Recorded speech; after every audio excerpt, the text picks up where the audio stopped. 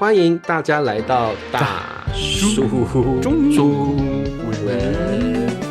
好，最近大叔中文的流量急速下滑，所以我跟灿叔要赶快出来，要出山了把流量拉高一点啊。对对。那我们今天是有一个特定的主题的，灿叔，我们今天要聊什么？这个主题相当的严肃啊，同学们啊，这个主题让人心碎啊。是什么主题呢？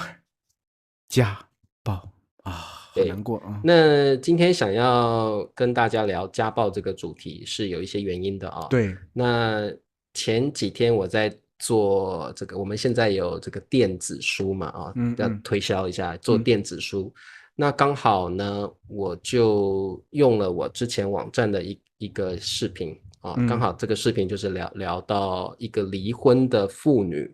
那她离婚的原因就是遇到了家暴哦。所以我就想到用这个主题来做一本书，所以今天就是你现写的是吗？对，这个就是由本人大文豪现写出来的内容。对，还有呢，就是我朗读的，真的，我当时读的时候，对，特别有感觉。我不知道茶叔的文笔竟然好到这个份上，太细腻了。我入戏了，我真的入戏了，朋友们啊！好，对，所以这个我们当初本来是定位为电子书，那因为灿叔看了我这个故事很喜欢，所以他陷入了音频进去，然后就多了，好像变成一个电子书的一个有声书的状态了啊。对对对，所以这边就是我们也打个广告，大家有兴趣可以购买这个新的产品。那我们回到家暴这个主题，其实我在写这本书的时候，当然也想到这个像我妈妈那时候的一些故事。对，我就特别好奇就是你为什么会想到这个主题？因为之前我也写了书啊，就是青春懵懂的这种爱情故事，突然到你这里，整个感觉不一样了啊！为什么会突然想到这个主题呢？对，其实就是第一个，我当然想到我小时候我妈妈是受过家暴的，就是我爸爸那时候第一个脾气不好，那工作不顺利或心情不好，他找出气筒，第一个就是找我妈妈，所以我爸爸那时候是会就是恶言相向之外，他是会拿椅子拿桌子去打的，直接拿椅子和桌子直接去砸的，当然是喝醉之后会这样做。那他那时候又交了很多酒肉朋友，所以常常回家之后是醉醺醺的，然后他就会拿椅子直接一言不合就劈下去。所以那个时候就是小时候心里的阴影很重，就是觉得怎么会有男人对女人做这样的事情，然后以这种方式来发泄自己的怒气或生活的不顺利，就会觉得在心里会留下一个很沉重的负担，所以我到现在对婚姻都还有一点恐惧的感觉。有这个关系哈，有这个关系。对，所以我就觉得家暴这个主题特别是在中国传统社会女性通常是比较弱势的角色，遇到家暴的女性，我觉得在以前那个时代，她们是不愿意说出口的，然后也不会不可能报警，那个时代怎么会报警？就觉得就忍受，忍气吞声。第二个就是为了孩子妈妈这样的角色通常是为了孩子，她不愿意去反抗，不愿意去反击，所以到最后家暴从突发变成了一个习惯。可能那个时代有一些家庭妈妈的角色就是变成这个父权底下的一个出气筒，有那个感觉，我觉得是，就是好像真的那个时代真的很多。我上回听笨叔说他家有这个情况，其实说实话我家里还好，但是这个也分情况。就是其实在你们年轻的时候，大陆有一个电视剧叫做《别和陌生人说话》，就是一个家暴题材的电视剧，甚至是很多人的童年阴影。就是想不到婚姻里头是有这样的一个状态，那个男的就是能把女人打成这个份上。但是说实话，很多故事它都源于生活，就生活里真的有这个事情。而且我听我爸说，就是其实特别在农村里，就是基本上每个男人都会打女人，甚至你不打女人，别人会觉得瞧不起你。你连自己老婆都不敢打，你算什么男人？是不是这种感觉？对，甚至男人之间我说的是有一些比较大男子主义乡下那种，男人之间就会说我每天怎么样打我老婆什么的。然后就会觉得反而是男子气概的表现。所以以前有的男人的观念真的是很偏差的。对，我觉得那个时代的男人很多普遍会觉得女人只是自己的一个附庸品而已，我可以用来打，我可以发泄情绪，他没有觉得有什么问题。对，所以这个真的是真的，我其实看了你的这个故事之后，对这个才有很深切的感受。之前真的我对这个那个电视剧我也没有看过，我不知道真的打起来是那种状态。特别是你要深入这个人物的心理之后，你真的感觉哎，真的很心碎，而且你又逃不出来。很多人真的是逃不出来，他知道自己身处这样的状态。就像你说，有些外部因素，可能还有孩子，还有整个社会的这些规则啊，可能会觉得你这个算什么，对吧？老人会和你说这是很正常的，我们就是这样过来的，对不对？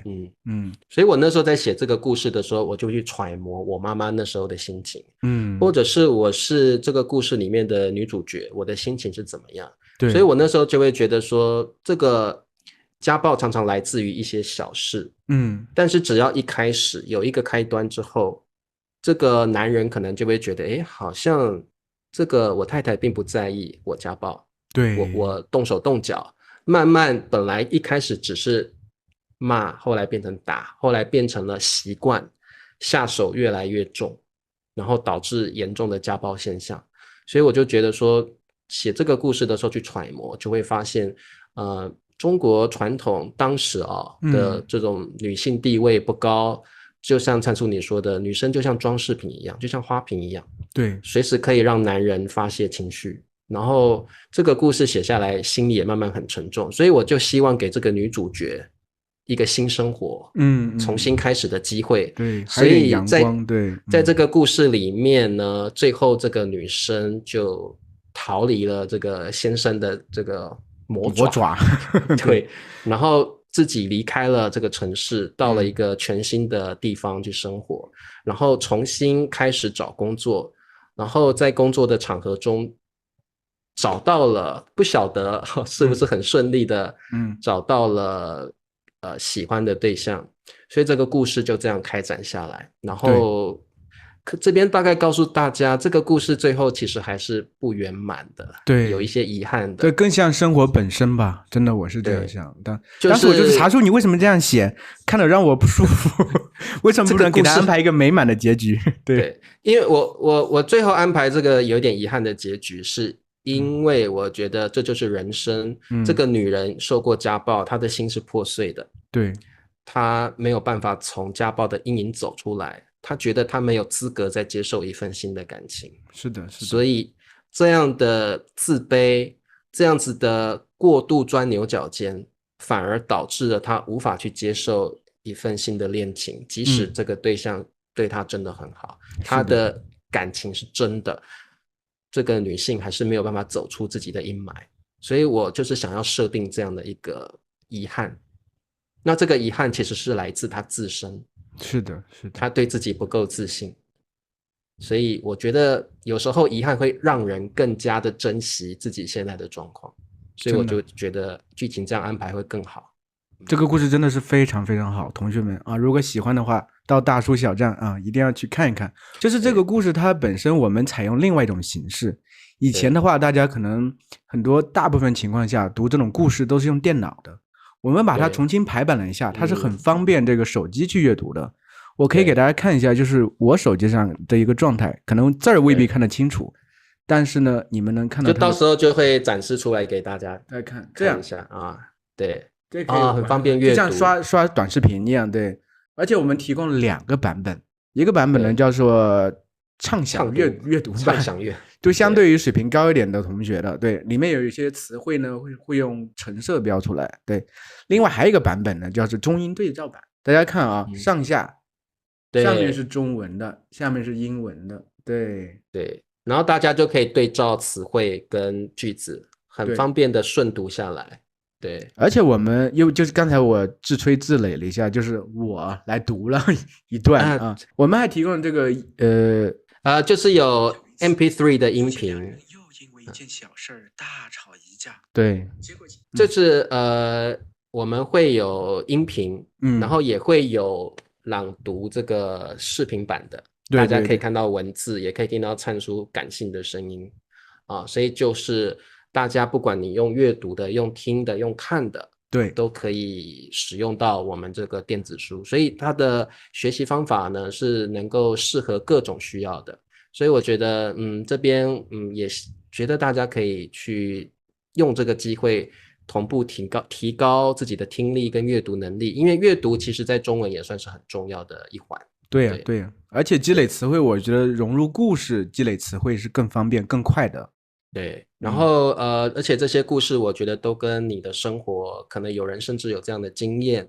或者是生活上曾经看到朋友有这样的经验，我觉得这种故事都跟你切身可能会有关系，或甚至有体验到的。是的，是的。那今天呢，就跟大家聊聊这个家暴的状况，不晓得你有没有朋友或甚至自身遇过这样的情况？那我觉得最重要的是，设法从这个阴影中走出来，改变自己啊。当然也没有那么容易，所以大家可以买一下这本电子书，来看看里面的女主角她是怎么样去处理这样的事件的啊。好，那今天就跟大家聊到这儿哦。那希望大家有空可以去大书小店看一下。我跟灿叔大概更新的频率，可能每个星期会出一本新的书。对的，对的。对，然后水平就看都有。我两个都是作家。大家要支持，我们两个都有作家梦，所以如果你们越支持我们去购买的话，我们就会有更有创作的这个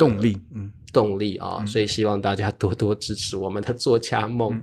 好，那今天就跟大家聊到这了，下次见啦，拜拜，拜拜。